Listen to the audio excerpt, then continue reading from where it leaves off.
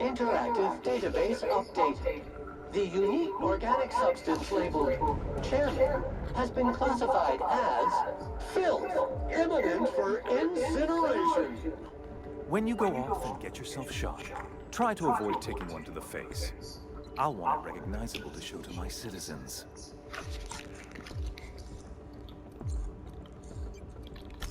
My word! You've correct. It's a wonder what Phineas saw in you. Then again, he's an insane person.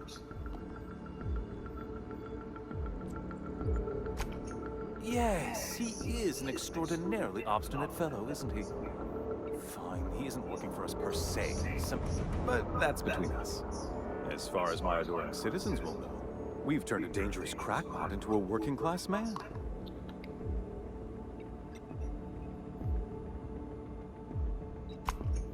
Oh yes, go on, wake them up, add more mouths to... I don't know what half-baked plans that simpleton in a lab coat has been leading you through. Let me ask you something, Captain. Have you at any point thought about not fucking up our... We're helping, which is more... I'm making actual progress towards stabilization and recovery. So if you're...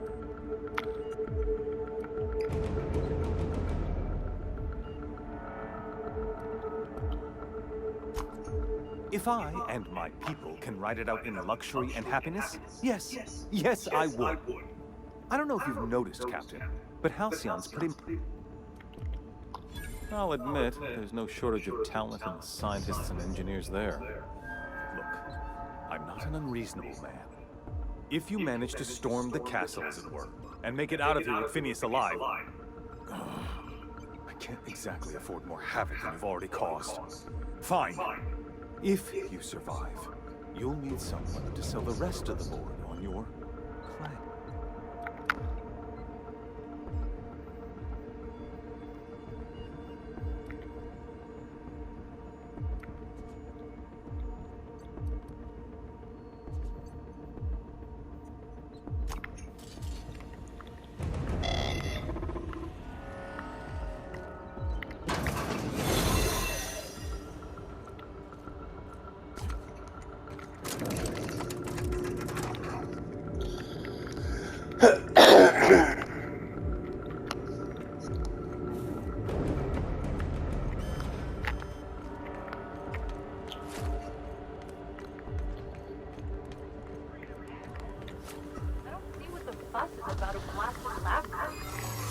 Are you new?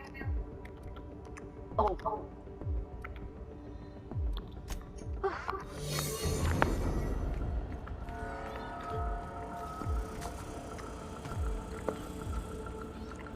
You get tired of rolling over, just go rub somebody. Difficult job ahead? Consider equipping a pack of Sam's special solvent stain-out remover. It's ruthless on residual blood splatter. Never comes of this. I'm just real glad to know you all. Captain, you have an uncanny talent for You've disrupted the balance of power. You've upset the natural order of things. You've introduced uncertainty, and there is nothing I despise more than uncertainty.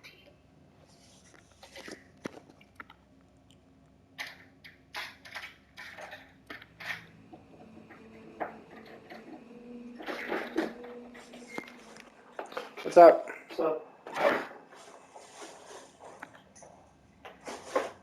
Do you imagine you're leading some grand revolution?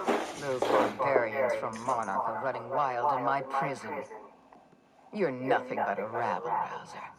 I'm going to put an end to your little rebellion, and then I'm going to have you and Look your at the space associates game. arrested. It's the one we were playing, the Outer Worlds. Yeah, I'm at the end of it.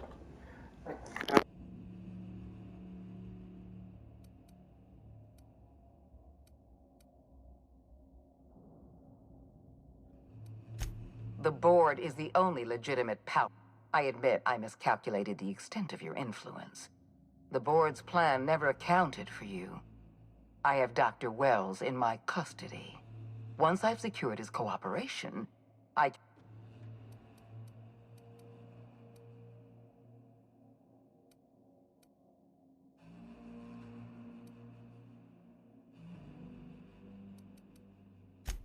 Fair enough.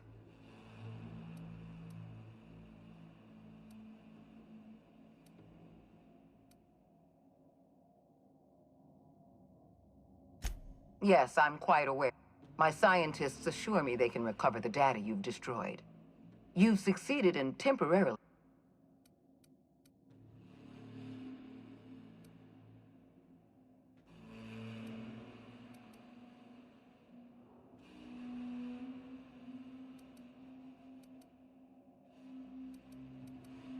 That isn't true.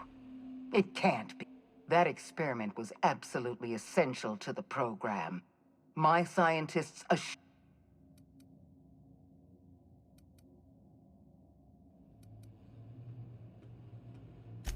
Then it's true.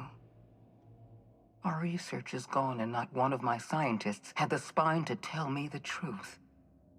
We're going to have to start all over again. You were always an unknown variable.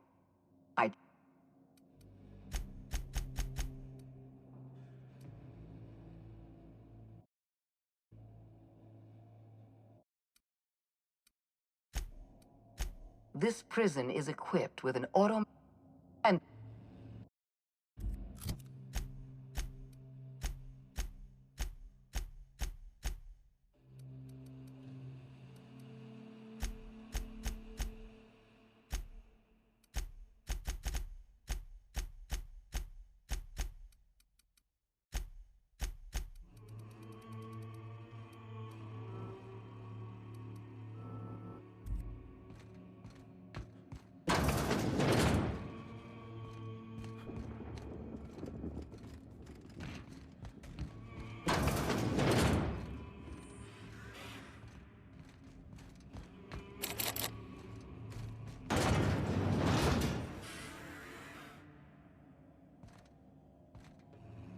Entering quiet mode.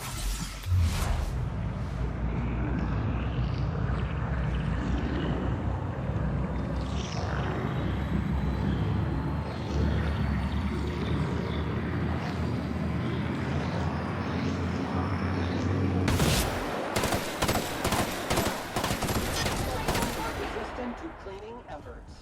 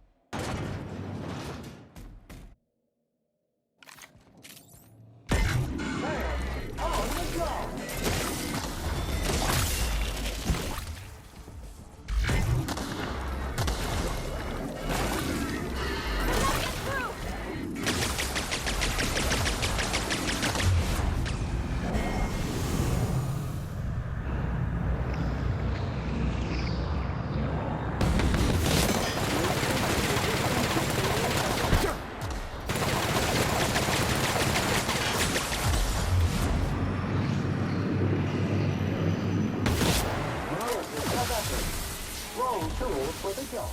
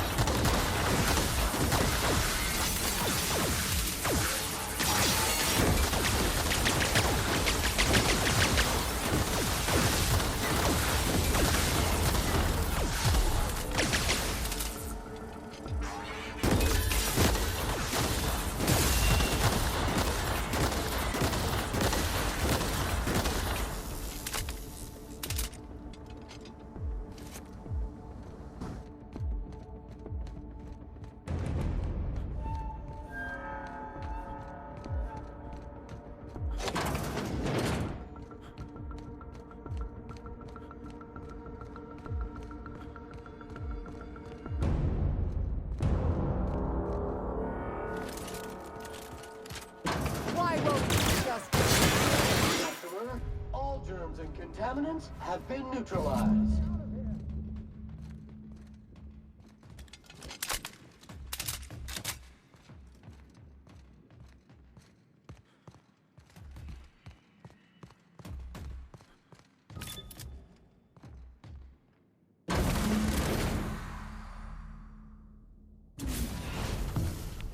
You don't know how glad I am to see you. You did the right thing. Akande was a monster. Her death was much deserved, and long overdue.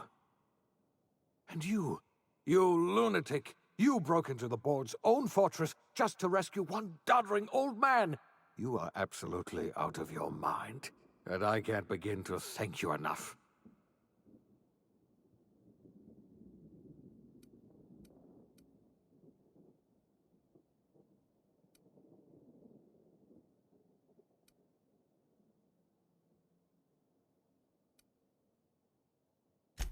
I know, my friend, I know. And now it's finally over. The board's finished. It's only a matter of time before the entire system slips from their grasp. You've broken the board's stranglehold on this colony, and you saved my life. But there's still so much we have yet to accomplish. You and I are going to have to work harder than ever to save Halcyon. I'm afraid the situation is far worse than any of us ever anticipated.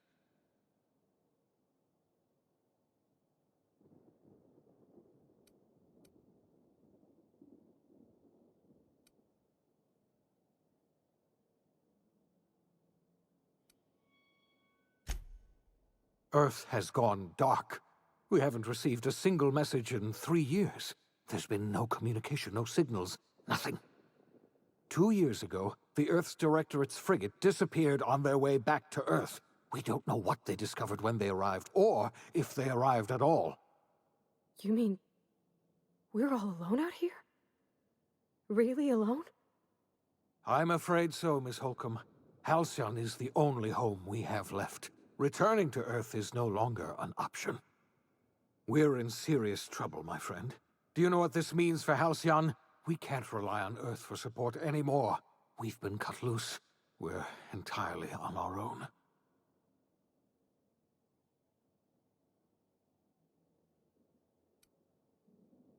Yes, yes. I don't know what happened, but something must have gone horribly wrong. We have no connection back to Earth. I heard it from Akande herself. She tried to pressure me into joining her side, you see. Tried to make me realize that all hope is lost, and that we are alone. She was half right. We are alone, and we're going to have to fend for ourselves, because there's no telling what's happened to Earth. You might have heard of... That was 2 years ago. Yes, Akande mentioned as much. Earth has... I wasn't trying... You are...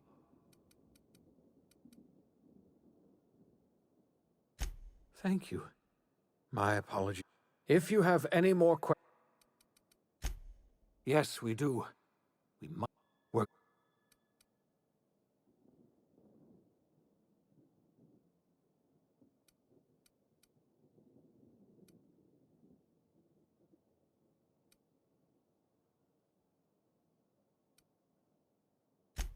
I can't tell you how...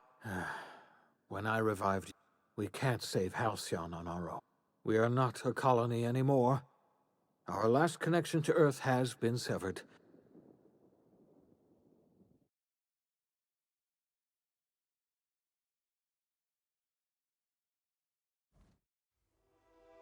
The OSI teaches that everything in the universe happens according to the grand plan. But the stranger that arrived in Halcyon was an unplanned variable. From the moment he landed in Emerald Vale, his actions altered the course of history. The events on Tartarus brought about the end of the Board's authority. But the Board's mistakes would haunt the colony for decades to come.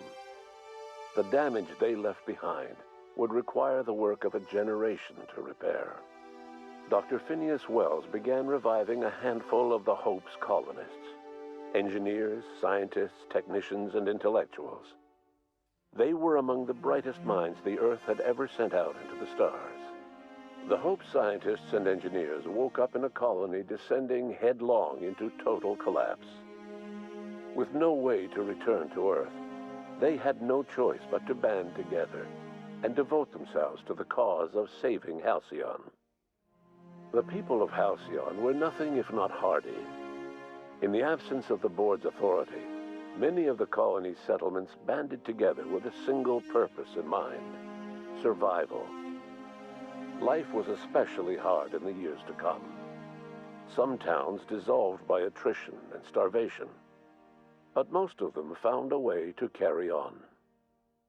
In the years to come, Halcyon was forced to reckon with its newfound freedom. The Board was gone, and for better or worse, the colony was responsible for its own destiny. As the colony struggled to survive, the inspirational story of the Iconoclasts spread like wildfire, and Graham was able to bring many of the smaller Terra-2 townships into the fold.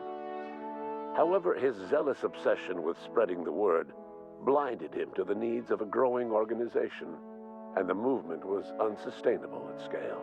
The Iconoclast way seemed to work best, and ultimately petered out on Monarch. Consumed by paranoia, Lilia Hagen took Sublight Salvage in a controversial direction, openly accusing Board officials of an extraterrestrial conspiracy. One day, an accident at the Groundbreaker's docking bay silenced her forever. Time would tell if her replacement could keep the Sublight family together. Adelaide McDevitt replaced Reed Thompson as the leader of Edgewater.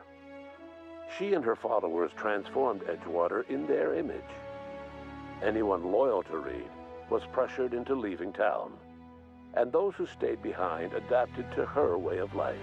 Adelaide transformed the old cannery into a new garden, The nearby Edgewater Cemetery provided a convenient source of fertilizer.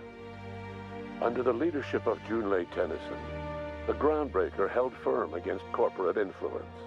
The ship's mechanical stability gave Junlei the time to educate a promising generation of engineers, schooled in her family's traditions. The future of the Groundbreaker looks promising. The rediscovery of the Hope and the abandonment of the lifetime employment program forced Byzantium to come to terms with some uncomfortable realities about the state of Halcyon. While Byzantines were reluctant to surrender the luxuries they'd grown accustomed to, the board's diminished authority gave them little choice in the matter. Nearly everyone had to learn to make do with less. Some even had to get jobs. It was a dark time indeed. Even the Gorgon asteroid, though a distant enigma to most of Halcyon, felt the aftershocks of your actions. Olivia and Minnie Ambrose worked together to cure the marauders Adrena Time had created. Through their partnership as scientist and administrator, they discovered the harmony that had eluded them as mother and daughter. And through years of patience and effort, they discovered the means to wean Halcyon from the scourge of Adrena Time. In spite of everything, the Gorgon asteroid remained a sobering reminder of the potential for progress and disaster in humanity's most ambitious efforts. The Rizzo's company in Halcyon dissolved after the collapse of the board. Needless to say, the launch of Spectrum Brown was indefinitely delayed. A stockpile of Spectrum Brown remains buried deep beneath the ruins of the old distillery, abandoned to time and attrition. With the dissolution of the board, Ruth Bellamy found herself without the two constants in her life, Byzantine culture and her sister Belinda. In the face of this new reality, she struggled to find a direction for her life. The colony had moved on from Halcyon Helen and would require new heroes in the years to come. And so Ruth Bellamy decided it was time to exit stage left. She quietly disappeared from public view. The dissolution of the board did not mean the dissolution of the ambitions of Cedric Kincannon, the charismatic leader of Sublight Underground. Cedric offered Slug's transportation services to the newly thawed colonists and set to work ferrying resources and food wherever they were most needed. For better or worse, slug headgear became fashionable in the following years. As the board began to disintegrate, Spencer Woolrich found himself at a crossroads. Cling to what little stardom remained to him, or help usher Halcyon into its new future. To the surprise of many, perhaps himself most of all, Spencer chose the latter option. Having learned a variety of different skills in the many different roles played throughout his lengthy career, Spencer founded a radio serial dedicated to staying alive despite the odds. His subjects included how to survive violent encounters with only grazing wounds, dispense pithy one-liners for tense scenarios, and, of course, how to look good doing both. Due to the board's dissolution, many of the Prophet's old customers no longer found quite the same value in productivity seminars that they once had. With her business drying up, the Prophet chose to take her followers down a new path. Months later, salvagers on Eridanos found clues leading them to a seemingly abandoned bunker out in the wilderness. Inside, they discovered horribly mangled corpses, sacrificed to a blood-scrawled portrait of a sprat-headed deity.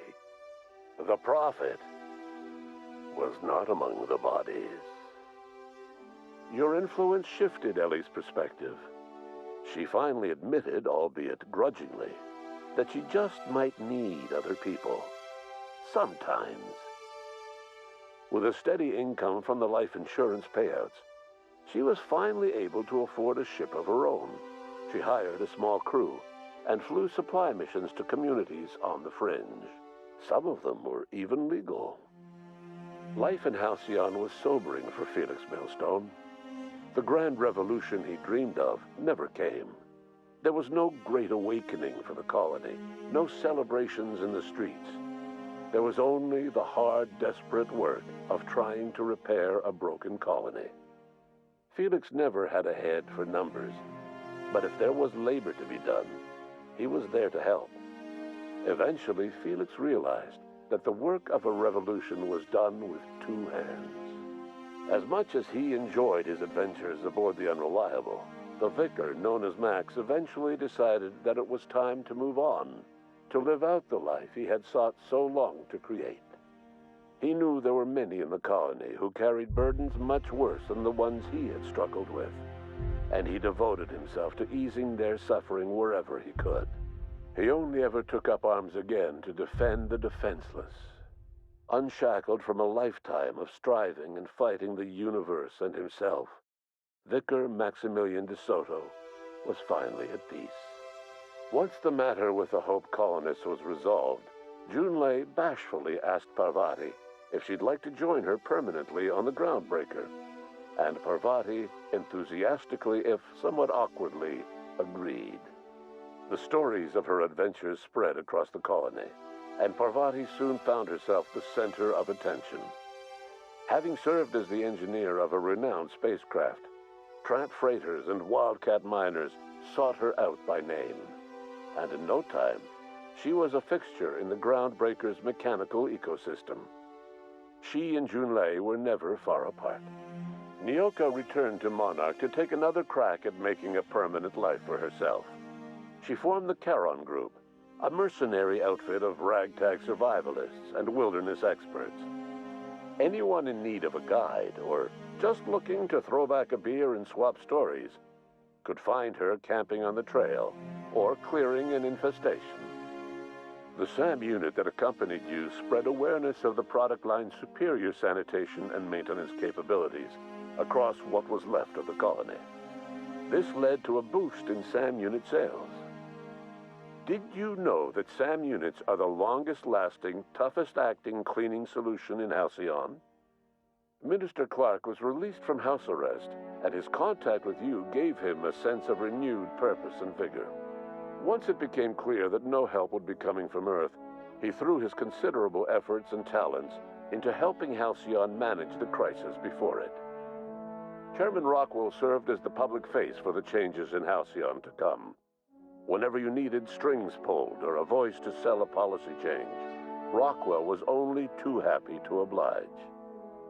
As for Dr. Phineas Wells, he spent his remaining years in his orbital lab. Though he was always haunted by the failures of his past, he was determined to make things right by building toward the future. Dr. Wells was able to revive many more scientists and engineers than he first expected, thanks to the additional batch of chemicals you stole from the Ministry. Wells never forgot about the human lives that were lost in acquiring these chemicals. The revival project was hard and painful work, but in the end, despite limited resources, over half the Hope's colonists were successfully revived. Even after Wells passed away, the Hope scientists and engineers worked night and day to pull Halcyon from the brink of collapse. Their efforts continue to this day, which may be reason enough for optimism. Dr. Wells laid the groundwork for the project to save the colony, but he would never live to see the fruits of his labor. He passed away a few years later. His work was carried on by the scientists and engineers he revived. Life will never be the same in Halcyon. It is widely agreed that the colony has a chance of stabilizing within a generation, owing to the hard work and determination of the surviving colonists. Recovery is a distant goal, and the path is long and uncertain. But the people of Halcyon carry on, determined as ever. And what about you, the unplanned variable in the history of Halcyon? Long after Wells passed away, you carried on his work with more energy, determination, and brilliance than he could ever muster. The years that followed were hard, but Halcyon survived by the efforts of the Hope's most promising colonists, the greatest of which was you. No one knows what's happened to Earth, and no one knows what the future has in store for Halcyon. All we know for certain is this: the name of the Unreliable and that of its intrepid captain will remain the subject of countless stories for years to come.